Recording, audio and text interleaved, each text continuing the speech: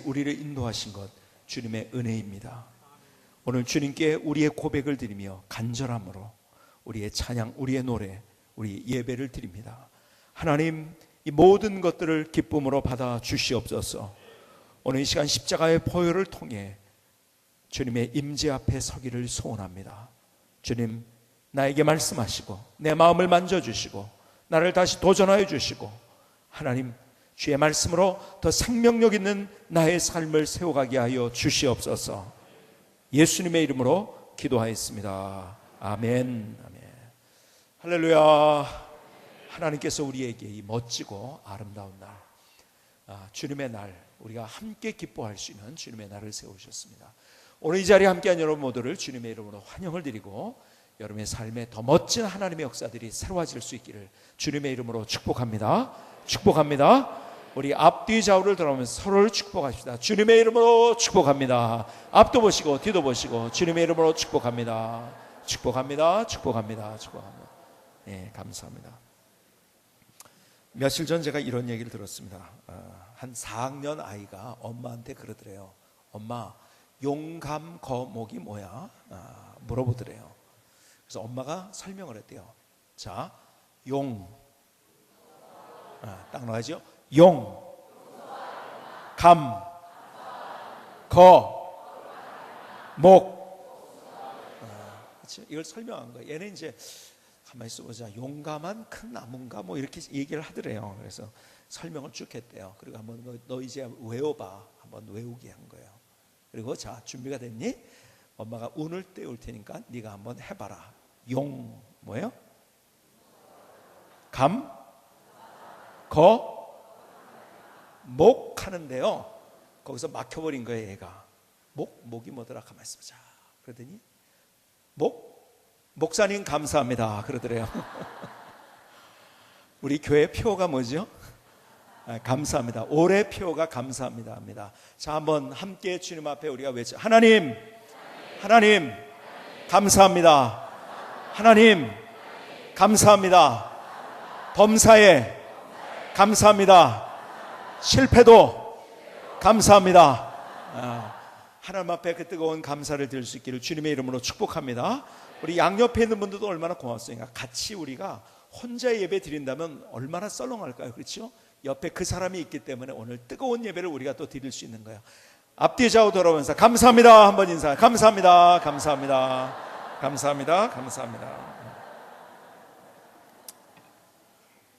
성경에 목사라는 단어가 등장을 합니까? 안 합니까? 1번 한다, 2번 안 한다. 네? 한번 들어보실까요? 말로 하면 1번이라고 하는지 2번이라고 하는지 잘 모르겠어요. 자, 한번 손가락으로 한번 들어보세요. 몇 번? 네. 성경에는 딱 한 번 목사라는 말이 등장을 합니다. 에베소 4장 11절입니다. 그가 어떤 사람은 사도로, 어떤 사람은 선지자로, 어떤 사람은 복음 전하는 자로, 어떤 사람은 목사와 교사로 삼으셨으니. 자, 보세요. 목사란 말이 나오죠. 이것은 포이맨이라는 말인데요, 목사란 말의 그 원래 의미는 뭐냐면 목자라는 말입니다. 목자예요. 이걸 여러분의 머릿속에 이제 가지고 계셔야지 이 다음에 이제 계속 제가 말씀하시는 것이 무슨 의미인지를 압니다. 목사의 의미는 뭐라고요? 목자예요. 목자. 자, 그런데 보세요. 성경에 보면은요, 성경에 보면은 목사, 장로, 감독, 이것이 같이 나옵니다. 그런데요, 이 단어가 성경에 보면은요 같은 단어로 나옵니다. 자, 보세요. 사도행전 20장 17절에 보니까 이렇게 말씀하세요. 바울이 밀레도에서 사람을 에베소로 보내어 교회 장로들을 정하니. 이 장면을 여러분의 머릿속에 그려드립니다. 이제 3차 전도 여행을 마치고서 소아시아를 통해서, 그러니까 지금으로 터키를 통해서 이렇게 내려오면서 쭉 내려오고 있는 거. 어디를 향해서? 예루살렘을 향하면, 지금으로 얘기한다면 저기 뭡니까? 그 어디야? 터키서부터 시작해가지고 레바논, 시리아 쪽으로 이렇게 쭉 내려오는 거예요. 그 방향으로 예루살렘까지 오는데, 3차 전도여행을 마치면서 이 사도 바울이요, 여기에 이제 예루살렘에 가면 자기가 붙잡힐 거라는 걸 알았어요. 그리고 그 다음은 어떻게 될지 자는 순교의 각오를 가지고 이제 예루살렘으로 가고 있는 거예요. 그리고 거기서 붙잡혔죠. 그리고 이제 로마로 가게 되는 배를 타게 됐죠. 재판받으러 이제 그렇게 된 거예요. 그런데 내려오다가 에베소 옆을 지났는데 거기 옆에가 어디냐면 밀레도라는 도시가 있는 거예요. 근데 에베소는 이쪽에 있고요. 밀레도가 가까이 있습니다. 에베소 교회에 있는 장로들을 청했어요. 에베소 교회는 어떤 교회냐면 사도 바울이 오랫동안 목회를 했고 그 다음에 지금 디모데 전후서의 수신자 디모데가 목회를 하고 있는 그곳입니다. 근데요 밀레도까지 와서 에베소까지 못 가고요 장로들을 다 밀레도로 오라고 그랬어요. 그리고 나서 어떻게 얘기하는가? 계속해서 20장 28절 그러니까 여러분이 누구예요? 그러니까 누구에게 얘기하는 거죠? 장로들에게 얘기하는 거예요. 에베소 교회 장로들에게 자기를 위하여 온 양떼를 위하여 삼가라. 양을 잘 치라는 거예요. 목자가 되라는 거예요. 성령이 그들 가운데 여러분을 감독자로 삼고 하나님이 자기 피로 사신 교회를 보살피게 하셨느니라. 자, 여기에 보니까요 목사, 장로, 감독은 같은 의미로 사용됐습니다. 자, 뭐 이런 것들을 예를 많이 들을 수 있는데 지금 뭐 이거 하다 보면 이제 설교가 다 끝나니까요. 하나만 더 보시니까 베드로전서는 누가 썼죠? 베드로전서. 베드로가 썼어요. 그렇죠? 베드로전서를 쓰면서 이렇게 얘기합니다. 5장 1절에 너희 중 장로들에게 권하니 나는 함께 뭐 된 자요? 장로된 자요. 그리스도의 고난의 증인이요 나타난 영광에 참여할 자로다. 사도 바울을 베드로가 자기를 뭐라고 표현했어요? 나도 장로다. 자 보세요. 이렇게 된 거야. 장로, 감독, 목사는 같은 의미로 초대교회에 사용됐어요. 그러나 여러분 그 문화를 전체 문화적 배경을 보면 이런 거예요. 구약에도 장로라는 단어가 나옵니다. 그렇죠? 연장자들 가운데 존경받는 사람을 장로라고 이야기를 합니다. 그러니까 잘 보세요. 목사가 장로고 감독이에요. 성경에 보니까요. 그런데 목사가 아니지만은 장로인 사람들도 있었어요. 이게 머릿속에 그려지죠. 왜? 그 당시 히브리 문화는 장로 문화였기 때문에 연장자들, 존경하는 사람들을 장로라고 불렀던 거예요. 그렇기 때문에 목사란 표현보다도 성경에 그 권위를 인정해 주기 위해서 장로라는 표현. 왜? 그 당시 문화가요. 장로는요. 그분에게는 무조건 따라야 되고 그리고 그분에게는 무조건 존경해야 될 대상이 장로들이었던 거예요. 그래서 초대교회는요. 장로, 목사, 감독이 같은 의미인데 똑같은 말로 사용이 된 거예요. 자, 그러다가 자 보세요. 지금은요.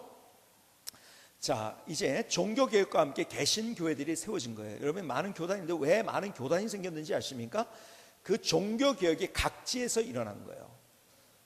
그러다 보니까 그 교단의 운영, 행정 체계가 서로 다릅니다. 여러분 개신교회들은 뭐 침례교, 장로교, 성결교 무슨 뭐 수모 모든 것들은 사실은 신앙의 내용은 다 똑같습니다.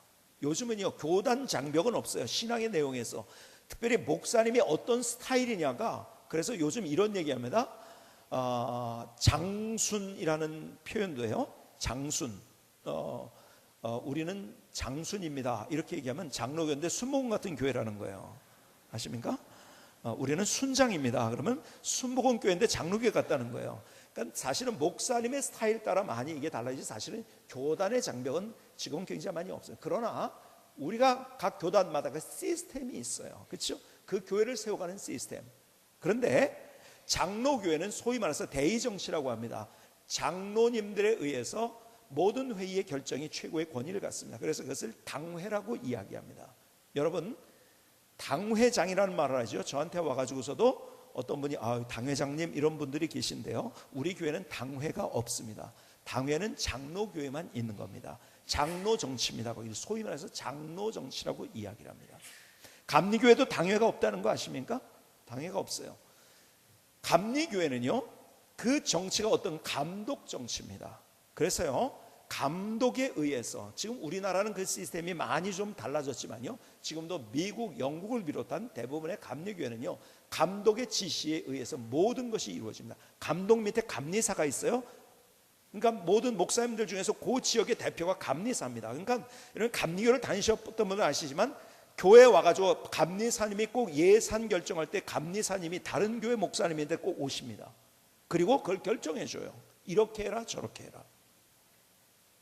그러니까는 소위 말해서 전제, 그러니까 감리교회는요 이렇게 된 거예요. 종교개혁과 함께 영국은 완전히 그냥 한 나라가 떨어져 나갔죠. 그래서 이 무슨 뭐 거기에 뭐 정치적인 역사적인 이야기들도 있지만 어쨌든 간에 종교개혁 시대에 우리는 그러면 이제 다르게, 너희들과 다르게 한다. 로마 캐톨릭에서 영국 전체가 떨어져 나서 그것이 소위 말해서 성공회가 된 겁니다. 성공회. 그래서 성공회는요 많은 것들이 이 로마 캐톨릭의 예전하고 비슷한 것들이 많아요. 그 시스템도 굉장히, 신앙의 내용은 개신교적인 그런 복음적인 거지만은 그러나 예전과 시스템은 로마 캐톨릭에 그대로 가져왔어요. 그런데요, 자 보세요, 요한 웨슬레가 사실은요 성공회의 사제였었어요. 그러다가 그를 통해서 부흥의 불길이 일어나기 시작합니다. 그리고 완전히 다른, 정말 새로운 복음주의가 많은 사람들에게 이제 영향을 줘가지고서 그것이 하나의 다시 교단이 되게 된 거예요. 그래서 감리교회도 사실은 성공회의 시스템을 많이 가지고 왔어요. 그래서 그 구조가 위서부터 내려오는 구조예요. 위부터 내려오는 그것이 로마 캐톨릭이 성공회에 영향을 주고 성공회가 이제 감리교회에 영향을 준 거예요. 그러다 보니까 어떻게 되느냐, 위에서 명령하는 구조입니다. 그래서 감독의 권위가 제일 셉니다. 감독의 권위. 그래서 우리 교단에서는 총회장 그러죠. 총회장이 당신 이렇게 개교에 우리는 얘기 못합니다. 그런데요 감리교회는 그렇게 합니다. 특별히 미국과 영국은 그것이 더 심합니다. 그러니까 감독 정치라고 합니다.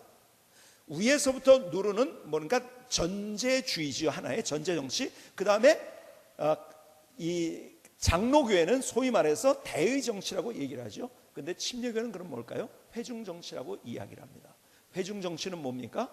이것은요 우리 부서만이 제일 중요하다, 어린이 부서 제일 중요하다, 뭐 어른들 실버들 제일 중요하다, 이것이 아니라 어린이부터 어른까지 모든 것이 다 존중되는, 그리고 전체를 두루 살피면서, 그러면서 동시에 이 모든 것들이 어떤 그냥 억압적인 것, 그리고 누구에서 결정된 것이 서로 각 부서들이 같이 함께, 방법론은 여러 가지잖아요. 그렇지? 그런 것들을 우리 부서만이 아니고 또 옆에 부서를 같이 생각하면서 서로 이렇게 같이 밑에서부터 소위 말해서 그 시스템이 붐이 되고 그 다음에 무브먼트가 되는, 이것이 뭐냐면 이것이 소위 말해서 회중 정치인 거예요. 우리 교회 시스템이 그런 시스템이죠.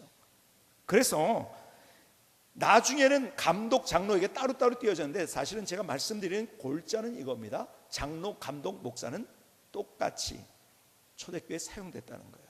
그래서 우리 교회도 장로 제도, 우리 교단에서 얼마 전에도 사실은 장로 제도가 있는 교단은요 장로교만 있었어요. 감리교도 아니면 순복음도 장로교도가 없었는데 지금 한국에서는 대부분의 교단에 장로 제도가 있습니다. 그 이유 가운데 하나는 히브리 문화와 한국 문화가 비슷한 것을 가지고 있어요. 그게 뭐냐면 연장자들 존중해 주는 그런 문화를 가지고 있는 거죠.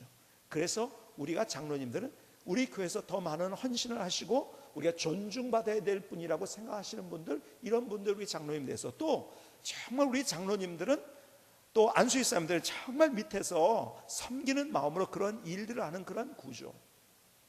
그래서 우리 교회가 잘 갈 수 있는 것들 가운데 하나가 우리 장로님들과 안수일 사람들이 그 요소에서 그 역할을 해주시기 때문에 어쨌든 장로, 목사, 감독은 원래 초대교회에 같은 의미를 가지고 있었습니다. 자, 근데 보세요. 여러분에게 말씀드렸어요. 장로, 감독, 목사 할 때 목사라는 의미의 가장 중요한 것은 목자라는 의미를 담고 있는 거예요. 자, 목자가 해야 될 일이 뭘까요? 여러분들이 양을 친다고, 우리는 양을 치는 걸 잘 많이 못 봤기 때문에 어쩌면 감이 잘 안 올지 몰라요. 그런데 여러분들이 성지순례를 가거나 아니면 저기 어디입니까, 이 중동 지방 뭐 이런 데 가보면은 이 양들 치는 데들이 참 많이 있잖아요. 그렇죠? 목자의 임무가 뭘까요?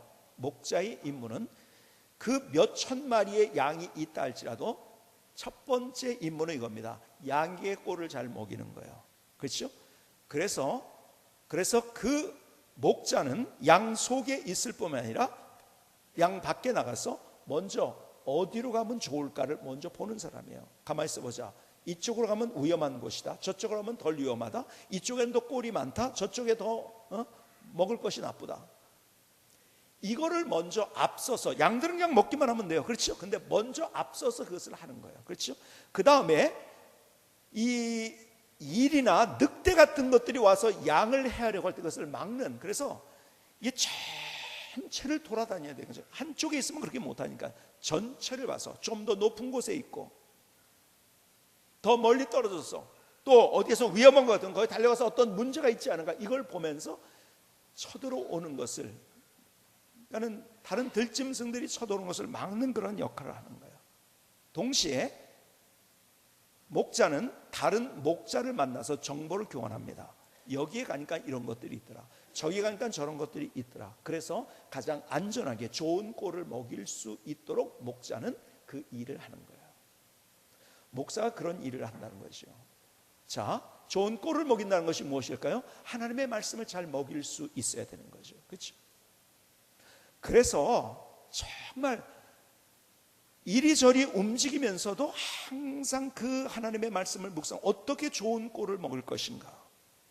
그래서 오늘 성경은요, 목사를 향해서 성도들이 이렇게 하라고 하고 있는 두 가지가 있는데, 첫 번째가 이겁니다. 디모데전서 5장 17절 18절 오늘 본문을 보니까 이렇게 말합니다.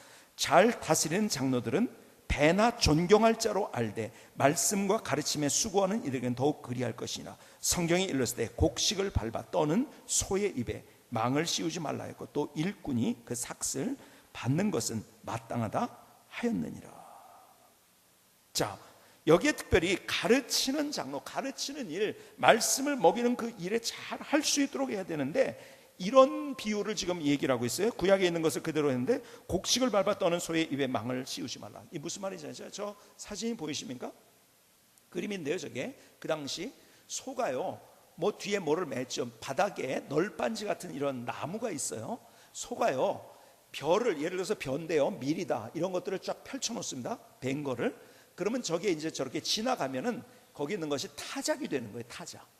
타작이 되는데, 타작이 될 때 소가 소의 입에다가 망을 씌우지 않는다는 거예요. 무슨 말인지 아세요? 거기 떨어져 있는 거 아무 때나 먹을 수 있도록 하라는 거예요. 왜 그러냐?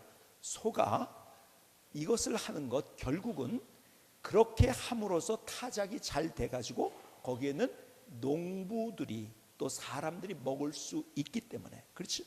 타작을 잘해야 되잖아요. 그러니까 타작을 하는 그 소에게, 그 소는 그 타작하는 일을 하고 있는데 그걸 할 수 있도록 에너지를 보강하고, 그리고 그 일을 계속 잘 할 수 있도록, 그 소가 쓰러져 버리고 잘못되면 무슨 소용이 있느냐? 타작이 안 된다. 너희들이 잘 먹기 위해서 망을 씌우면 안 된다. 이놈의 소가 사람이 먹을 것도 없는데 이렇게 먹고 있어. 그러지 말라는 거죠. 그렇죠? 그 이야기를 하면서 무슨 얘기를 지금 하고 있는 거냐? 그 목사가 말씀을 연구하고 그리고 말씀을 잘 증거할 수 있도록, 그 모든 것들에 전념할 수 있도록, 다른 것에 신경 쓰지 않을 수 있도록 해줘라 이거예요. 왜? 가장 중요한 것은 1차적으로 여러분이 교회에 나와서 가장 중요한 것은 말씀의 꼴을 잘 먹어야 됩니다.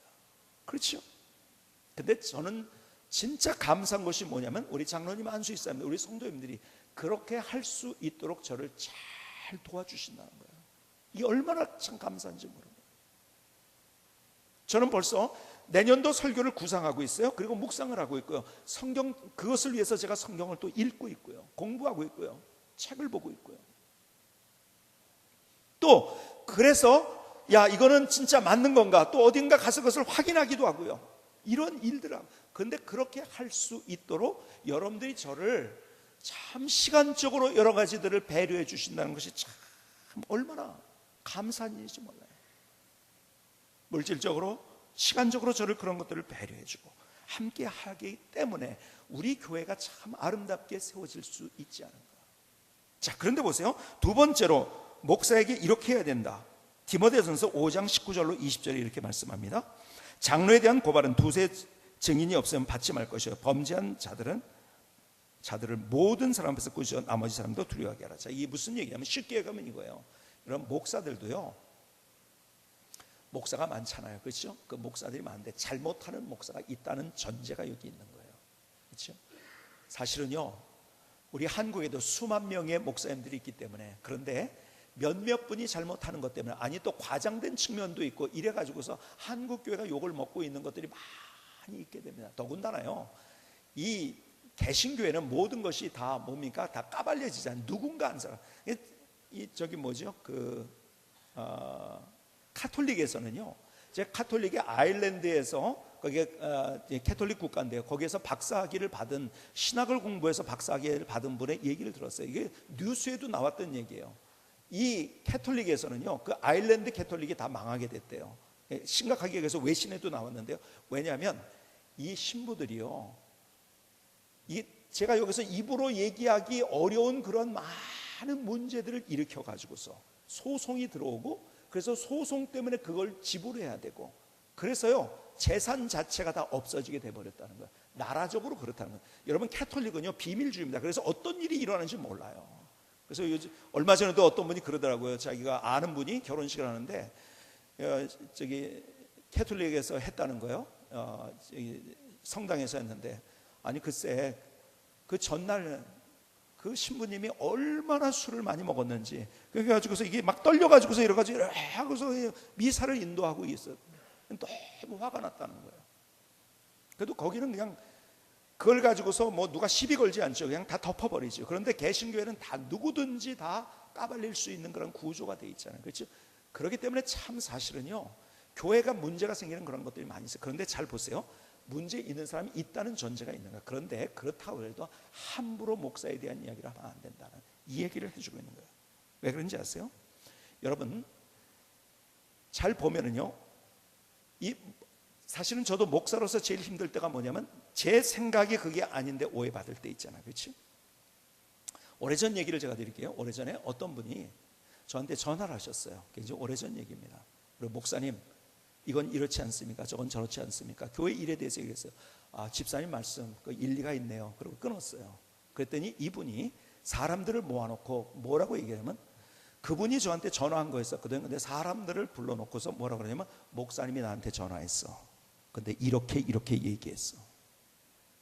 그러면 전화를 했다는데, 전화를 그렇게 받았다는데, 그래도 뭐 중간에 잘못 틀린 얘기가 있을지 모르지만 그래도 대충 그 말은 맞는 얘기 아닌가, 누구나 그렇게 생각하는 거죠.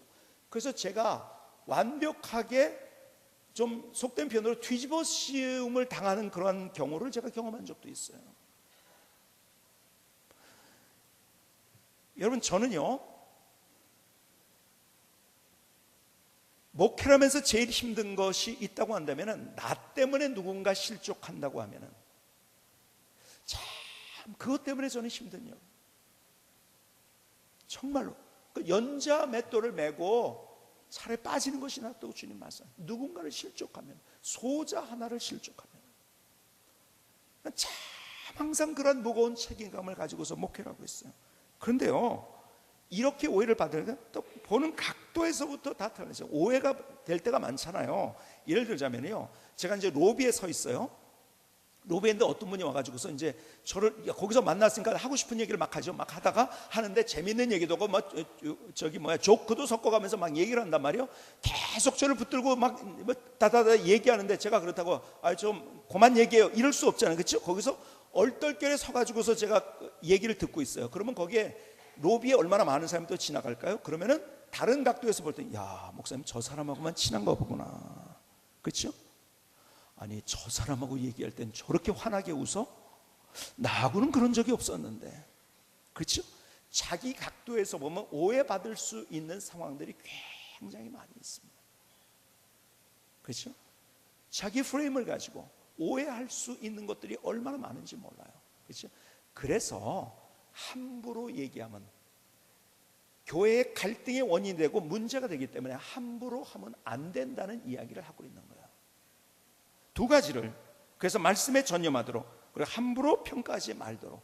그런데 이 두 가지를 우리 장로님들과 우리 성도님들이 얼마나 이 일들을 잘하고 계신지 제가 그래서 너무너무 감사합니다. 사실 우리 교회 같은 교회 없다고 저는 우리 만나는 목사님들에게 그래서 그런 얘기들을 제가 드립니다. 그런데요, 여기 보니까 목사가 그래서 해야 될 일이 있어요. 그 목자로서 해야 될 일이 있는데, 여러분, 첫 번째, 이게 뭐냐? 디모데전서 5장 21절. 하나님과 그리스도 예수와 택하심을 받은 천사들 앞에 내가 엄히 명하노니 너는 편견이 없이 이것들을 지켜 아무 일도 불공평하게 하지 말며. 첫 번째, 편견을 가지지 말고, 그 다음에 불공평하지 마라. 여러분, 부정의 부정은요, 특별히 헬라어에서 부정의 부정은요, 강한 긍정입니다. 무슨 얘기인지 아세요? 너 공평해야 돼. 이것을 굉장히 너 목사야? 너 공평해야 돼.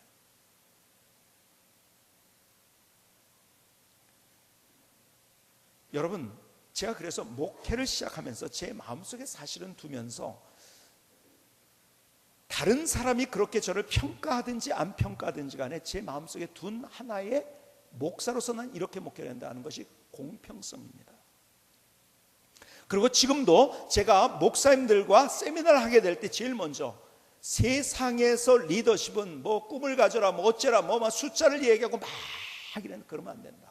제가 본질로 돌아갔는데 그 중에 하나가 제일 중요한 리더십은 뭐냐? 공평성이다 하는 얘기를 합니다. 저는 그랬어요. 이거 천국 가는 날까지 제가 완벽할 수는 없지만 이거 붙들고서 저는 그 하나님께서 주신 그 사명을 감당하려고 하는 거예요. 그러니까 흔히들 목사님 저분은 좀 대단한 사람이니까 저분하고는 가깝겠지. 그런 분들에게 제가 먼저 일부러 전화를 못합니다. 그분은 상처겠죠 저한테. 그런데요, 제가 그런 분들하고만 전화하고 한다 그러면 나머지 분들이 얼마나 상처를 받겠습니까?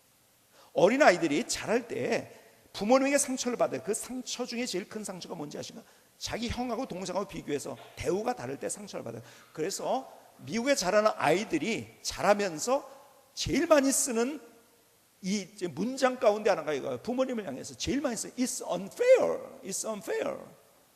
불공평해요. 왜 형한테는 그러고 왜 동생한테는 그러고. 제가 그래서 공평. 여러분, 저를 더 잘 이해해 주는 사람이 있죠. 그렇죠? 제 마음을 더 잘. 그렇다고 해서 제가 그 사람하고만 전화하고 쏙닥쏙닥거리면은 우리 교회 전체가 갈 수 있겠습니까? 참 감사한 일은요, 우리 장로님들, 안수이사님들 참 제가 감사한 게 그거예요. 그게 뭐냐면 저는 제가 어떤 주장을 가지고서 이분이 이 얘기를 들어줄 것 같다고 해서 막 제가 이래가지고 이래야 된다 해가지고서 어떤 회의 시간에 뭘 이렇게 하려고 한 적은 저는 개인적으로 없다고 생각해요. 그래서 장로님들도 사실은요, 우리 장로님들 여기 계시지만요, 제 전화를 그렇게 받아본 경험이 그렇게 많지 않습니다. 그렇죠? 제가 회의 시간에 같이 얘기할 때는 같이 공식적으로 얘기하지만 사적으로 자꾸 이러고 저러고 해가지고서 무엇을 만들려고 하지 않아요. 왜? 공평하게 해야 되니까요. 그렇죠? 그래서 사실은 외로울 때도 있어요. 왜? 내 말 잘 들어주는 사람이 있는 것 같고 해서 같이 이렇게 하면 제가 어떤 특별히 교회의 중요한 일을 제가 결정할 때 그걸 가지고서 사적으로 장로님 이렇게 가지고서 제가 전화를 한 적 없어요. 어떤 분이 저에게 전화를 했을 땐 제가 받지요. 저는요, 저를 찾아온 사람을 거절해서 보내려고 하지 않습니다. 항상 제 마음. 그러나 제가 일부러 찾아가기는 힘든. 그렇죠? 많은 사람이 있어요. 그래서 제가 전화하는 것. 잘못 전화를 하면은요, 자 보세요. 제가 예를 들어서 여기 우리 장로님에게 누구에게 전화를 드렸어요. 예를 들어서 노실근 장로님에게. 근데 노실근 장로님이 워낙 저기가 없어요. 말을 그렇게 예를 드는 거니까 말이 이렇게 없으시고 막 어쩌고 저쩌고 하는 분이 아니래 가지고. 그런데요, 보통 사람들 그냥 보통 사람일 때 그런 거예요. 제 전화를 보고 목사님한테 나 오늘 전화 받았어. 잘 있냐고 그러던데. 그 사업 잘 되냐고 그러는데. 그러면 거기 한 10명이 같이 모여 있었어요. 그러면 그 사람은 받았고 10명은 못 받았어요. 그렇죠? 그러면 10명의 사람들이 어떻게 될까요? 상처받죠. 목사님 저 사람에게 관심이 있구나. 그래서 사실은 제가 힘들고 고독하더라도 제가 그렇게 어떻게 하면 공평하게 우리 모든 성도님들을 제가 가슴에 담고 갈 수 있을까? 항상 이걸 오늘 이 본문에 있는 대로. 그렇기 때문에 사실은 목사님 좀 이렇게 좀 이것도 좀 관심 가져주지. 그러게 하고 싶은데 하지 못할 그런 경우들이 너무 많이 있어요. 그러니까 분명한 사실, 무슨 어려운 문제 때문에 저를 찾아온 분들을 제가 그냥 돌려보내지 않았어요. 그런데 제가 먼저 찾아가면 저 사람은 문제 있을 때 먼저 찾아가는데 나한테는 안 그래. 그래가지고 제가 가지 못하는 그런 경우들이 많이 있어요. 그 용서해 주시기 바랍니다. 어쨌든 오늘 본문에 있는 대로 목사가 잘 해야 될 것, 그것은요, 누가 내 말 듣는 것 같다고 그 사람하고만 이게 아니라 같이 그래서 제가 목사님들에게, 될 사람들에게 그런 얘기를 합니다. 목사는 마음은 받아가야 된다고, 그걸 위해서 훈련해야 된다고, 다 담을 수 있고. 자, 그러면서요 계속해서 이런 얘기를 합니다. 공평성을 얘기하면서 목사가 해야 될 것, 두 번째 얘기합니다. 디모데전서 5장 23절, 이제부터는 물만 마시지 말고 내 위장과 자주 나는 병을 위하여 포도주를 조금씩 쓰라. 이 이야기를 듣고서 속으로 쾌재를 부르는 분들이 몇 분 계신 것 같아요. 맞아, 술 먹어도 돼. 네?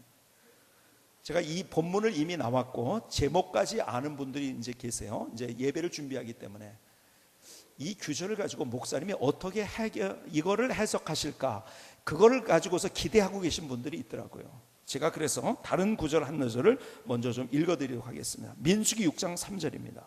민수기 6장 3절. 포도주와 독주를 멀리하며 포도주로 된 초나 독주로 된 초를 마시지 말며 포도즙도 마시지 말며 생포도나 건포도도 먹지 말지니. 여러분, 성경은요 전체를 봐야 돼요. 술 취하는 것 때문에 문제가 되기 때문에 그런 것을 향해서 그거 다른 것에 정복되거나 포로가 되면 안 된다, 이 중독에 관한 얘기를 하고, 그래서 이거 이렇게 되면 안 된다, 그래가지고요 아예 포도 가까이도 가지 말라. 아예 포도 가까이도 가지 마라. 여러분, 알코올, 게임, 도박, 약물 중독자가 우리나라에 몇 명이나 되는지 아세요? 618만 명이나 됩니다. 무려 60만도 아니에요. 618명이 중독에 이거 다른 중독까지 하면 더하죠 뭐. 알코올 중독자에게 당신 알코올 중독됐죠 그러면은요 대부분이 90%가 자기는 중독 안 됐다고 얘기해요. 그러니까는 겉으로 그렇게 얘기하는 거예요. 자기는 중독됐는지 몰라가지고 진짜 아니라고 얘기해요. 중독됐는지도 몰라요. 그걸로 인해서 스트레스를 풀려고 한다고 한다면은, 그것으로 인해서 조금 약간 행복한 것을 느끼고 그걸 찾는다면요 이미 그것은 중독자인 거예요. 술로 행복을 내가 얻을 수 있는 인생을 산다면은 정말 그것은 정말 하나님이 이 땅에 우리를 보내신 그 하나님의 의도와는 다른 거죠. 그렇죠? 여러분, 여기에서 얘기하는 건 뭐냐면 그 당시에 물이 안 좋았어요. 그렇죠? 물 자체가 나오는 것도 이 팔레스타인 지역은 별로 좋지 않을 뿐만 아니라 더군다나 그때는 저장하는 기술이 없기 때문에 얼마나 많은 세균에 오염이 되어 있습니까? 그렇죠? 근데요 디모데가 걸린 병이 있는데 그 위장병이 걸린 거예요. 그러니까 위장병을 위해서 약으로 먹으라고 한 거예요. 여러분, 약 속에는 알코올 성분이 있는 것들이 또 많이 있죠. 약으로 먹으라고 한 거예요. 그런데 어떤 사람들은요 다른 성경은 다 못 외우고 이거서 이 성경만 외워가지고서 포도주를 조금씩 쓰라. 그것도 앞뒤절은 다 하세요하고. 여러분, 술 먹으러 하는 것이 아니에요. 약으로 쓰라고 한다. 이 말씀 속에는 뭐가 있냐면은 두 가지 중요한 의미가 있어요. 너 건강 챙길 줄 알아야 된다. 왜? 건강하지 않으면 영적으로도 이 다운이 돼버리는 거예요. 그렇죠? 열정도 식어지는 거예요. 건강하지 않은데 어떻게 열정이 생기나요? 너 그 일 진짜 그 사명 감당하는 건강이 있어야 되고 균형감이 있어야 돼. 잘 균형을 맞춰야. 한쪽으로서 일만 하면 안 되는 거고, 다 얼마나 균형감이 있게 내가 인생을 살아가느냐, 이게 중요합니다. 더 나가서 목사에게 하는 얘기가 이겁니다. 디모데전서 5장 24절로 25절에 어떤 사람의 죄는 밝히 드러나 먼저 심판에 나가고 어떤 사람의 죄는 그 뒤를 따르나니 이와 같이 선행도 밝히 드러나고 그렇지 않은 것도 숨길 수 없느니라. 자, 보세요. 지금 그것이 밝히 드러나는 것도 있고 아닌 것도 있다는 거고, 단점도 있고 장점도 있다는 거예요. 그래서 사람들을 볼 때 기다릴 줄 알아라. 저는 이것 때문에 많이 기도합니다. 진짜로 기다리는 것. 저는 고향이 충청도라고 했죠. 충청도 사람에게 속지 말라고 했죠. 왜냐하면요 느린 것 같지만은 제일 빠른 사람들이 충청도 사람이라고 했잖아요. 그렇죠? 말부터가요 느린 것 같이 보이는데 그 말이 그렇게 빠른 건 없다고 제가 얘기했잖아요. 그렇죠? 예를 들어서 뭐 우리가 흔히 뭐 그런 얘기 많이 들었잖아요. 사모님 춤 한번 추시겠습니까? 이렇게 길게 못해요. 좀 느린 것 같지만은 굉장히 빨리 얘기해요. 출튜 그럽니다. 출튜. 아니요, 됐습니다. 서울처럼 이렇게 얘기 못합니다. 되시오 그럽니다. 그냥 느린 것 같지만 굉장히 빨라요. 혹시 개고기 먹을 줄 아세요? 이렇게 보신 땅 잡수실 줄 아세요? 이렇게 얘기 못해요. 성미가 급해가지고 개혀 그럽니다. 개혀. 개혀가 뭐예요? 혀는 할 줄 아냐는 거지, 그렇지? 먹을 줄 아냐는 거예요. 굉장히 급해요. 저는 지금도요 계단 2개씩 올라갑니다. 제가 먹는 게 얼마나 빠른지요. 우리 사역자들이 같이 이렇게 내려오면, 같이 거의 비슷하게 내려오면요, 거의 내려오는 시간에 저는 먹고 올라갑니다. 이렇게. 와, 이렇게 빨리 먹을까? 제가 굉장히 저에 대해서도 좀 천천히 좀 먹어보지 굉장히 많이 했는데요, 보니까 저는 빨리 먹는 이유가 있더라고요. 첫 번째는 뭐예요? 제 속에 진공청소기가 있어가지고 막 빨아들이는 것 같아요. 두 번째는요, 빨리 먹는 이유가 뭐냐면, 보통 사람 미각이 혀에 있는데, 그래서 이게 씹으면서 맛을 느껴요. 그런데 저는 일단 넘겨야지 맛이 나는 거예요. 굉장히 빠릅니다. 제가요 여러분들 앞에 제가 느린 것 같이 보이지만 속은 불입니다. 그냥 얼마나 빠른지 몰라요. 제가 하나님 앞에 항상 기도하는 게 그거예요. 하나님, 기다릴 줄 알게 해주세요.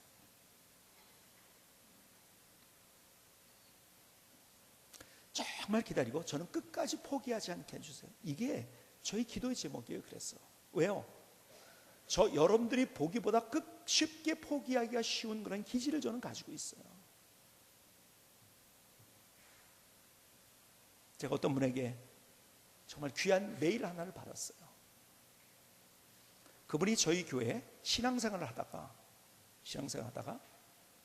자기는 우리 교회가 스타일에 안 맞는 것 같다고 아마 생각하신 것 같아요.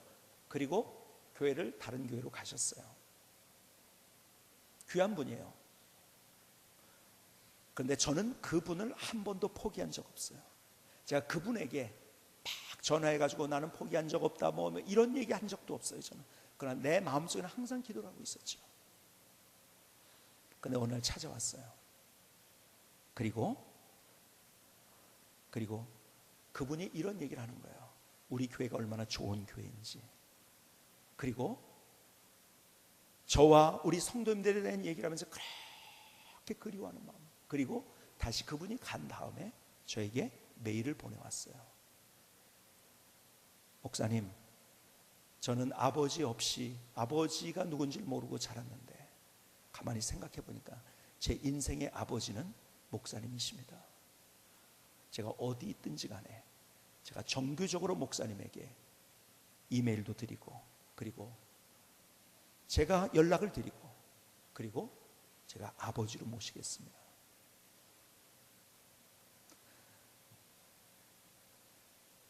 그냥 돌아섰지만, 그러나 저는 한 번도 포기한 적은 없었어요. 제가 붙들고서 뭐 내 마음이 어떠냐 저떠냐 이런 얘기 한 적도 없었어요. 기다리니까 그분이 그렇게 되더라고요. 저는요, 말씀드린 것처럼 저는 급하고 어쩌면 속은 무지하게 급해요. 그리고 어쩌면 쉽게 포기할 수밖에 없는 그런 걸 제 마음속에 기질로 가지고 있어요. 하나님 앞에 제가 기도하고 있는 것이 그래서 기다릴 줄 아는 거예요. 그런데요, 여러분, 목사가 하나님입니까? 목사는 하나님이 아니에요. 부족합니다. 그래서 뭐가 필요한지 아세요? 하나님의 은혜가 필요한 거예요. 디모데전서를 처음 열면서, 그리고 디모데전서를 마치면서 마지막 절에서 똑같은 이야기를 반복을 해요. 물론 중간에도 그렇지만 디모데전서 1장 2절 보시니까 믿음 안에서 참된 아들 디모데에게 편지하노니 하나님 아버지와 그리스도 예수 우리 주께로부터 은혜와 긍휼과 평강이 내게 있을지어다. 은혜를 얘기합니다. 디모데 전서를 닫으면서 마지막 절에서 이렇게 합니다. 6장 21절, 이것을 따르는 사람들이 있어 믿음에서 벗어났느니라.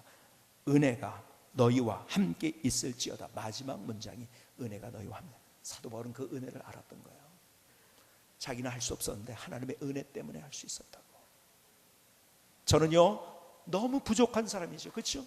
여러분이 볼 때 어떤 사람의 목사에 대한 이런 프레임을 가지고 있어요. 어떤 프레임입니까? 우리 목사님은 부흥사가 되었으면 좋겠다. 어떤 사람은 행정을 잘하는 사람이 됐으면, 어떤 사람은 잘 가르치는 사람이 됐으면 좋겠다. 어떤 사람은 신방을 잘하는 사람이 됐으면 좋겠다. 자기가 이게 진짜 목사라는 프레임을 가지고 제가 어디에 그걸 다 맞출 수 있겠습니까?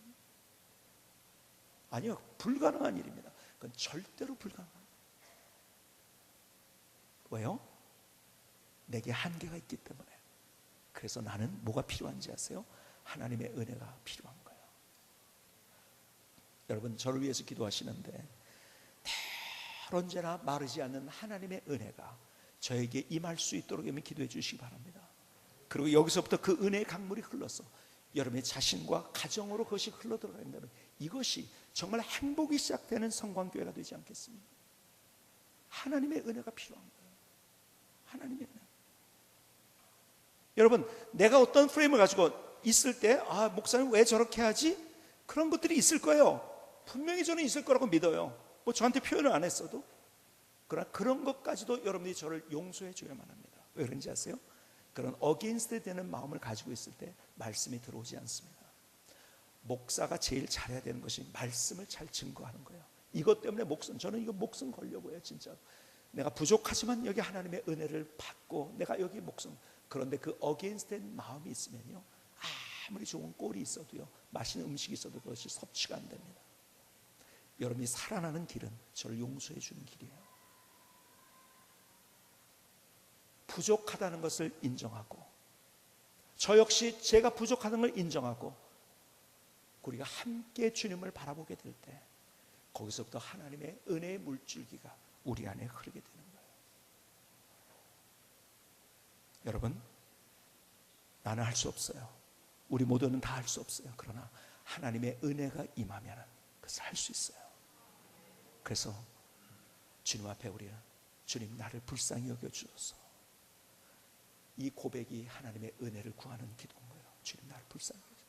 여러분이 저를 위해서 기도할 때 하나님 유관재 목사를 불쌍히 여겨주시옵소서. 여러분의 인생을 위해서 기도할 때 하나님 나의 인생을 불쌍히 여겨주시옵소서. 거기에 하나님의 은혜가 임하고 거기에 내가 할 수 없는 하나님의 역사들이, 기적들이, 능력들이 나타나게 되는 거예요. 우리가 그래서 서로 이렇게 위해서 기도하게 될 때 이 한 세대를 우리가 함께 살아가면서 함께 손잡고 함께 동역자가 되어서 하나님이 이루시는 일이 무엇인지를 경험하게 될 것이고, 오늘보다 내일이, 내일보다 모레가, 올해보다 내년이 더 멋진 하나님의 역사를 경험하게 될 거예요. 이런 은혜가 임할 수 있기를 주님의 이름으로 축복합니다. 우리 김승규 선교사님 찬양을 드리시겠습니다.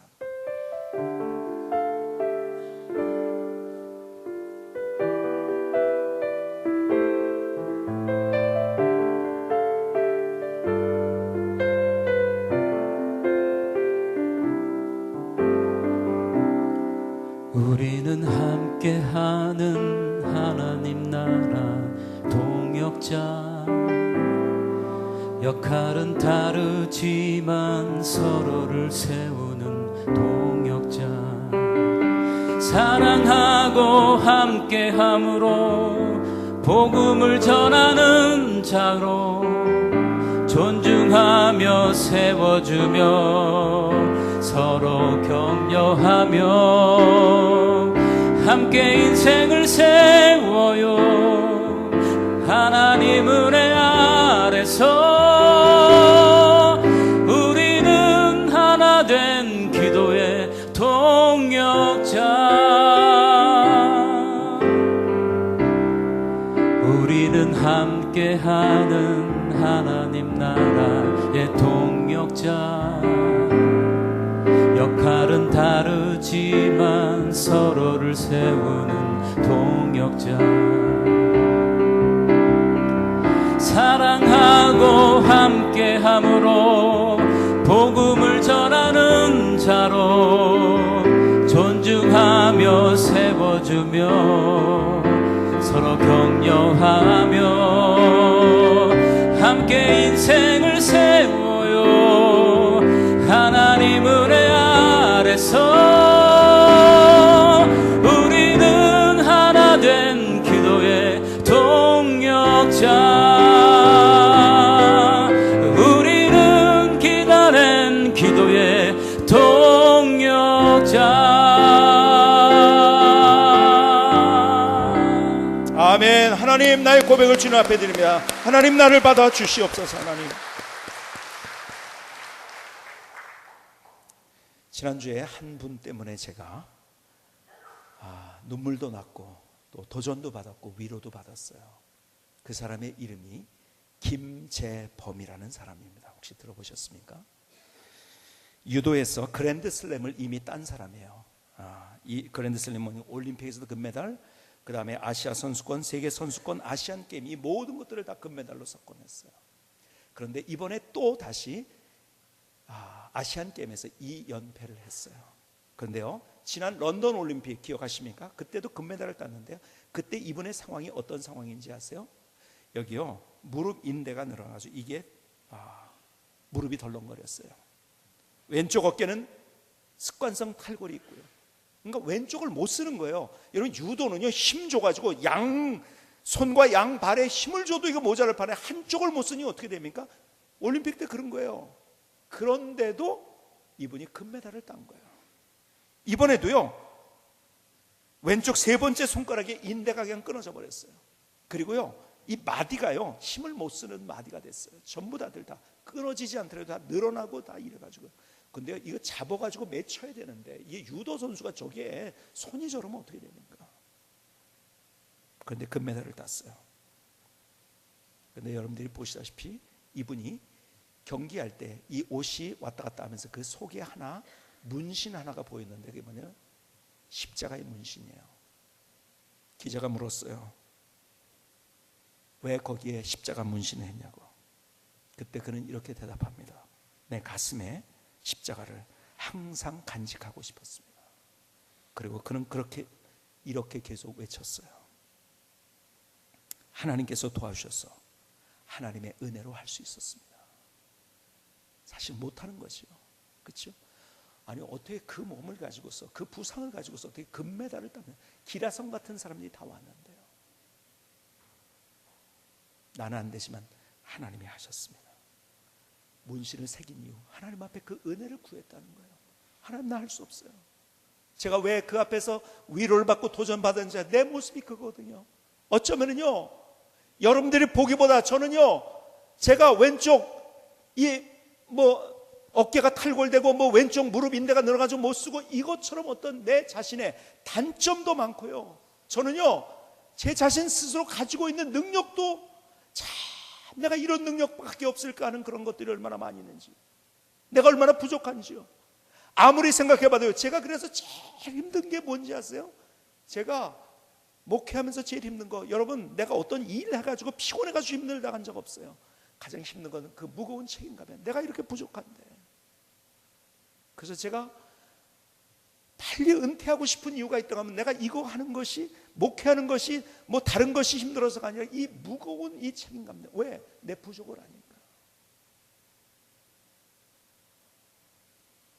근데 김재범 선수를 통해서 제가 참 기가 막힌 위로를 얻었어요. 하나님, 나도 그래요. 유도 선수가 어쩌면 어깨가 탈골된 것처럼, 인대가 물어난 것처럼 제 모습도 그런데, 하나님, 그래서 나 십자가만 바라봅니다. 하나님의 은혜를 구합니다. 생각할수록, 하나님, 나를 왜 불러주셨나요? 나같이 부족한 사람을. 그런데 하나님이 나의 부족함에도 불구하고 나를 불러주시고 나를 사용하시고, 우리가 하나님의 은혜를 구할 수 있다면, 그래서 내 인생의 치명적인 결점과 단점과 문제가 있다 할지라도 하나님이 나를 사용해 주시는 거예요. 하나님께서 여러분 인생에 똑같이 마찬가지예요. 하나님, 나 왜 이런 문제를 주셨나요? 나에게 왜 이런 단점을 주셨나요?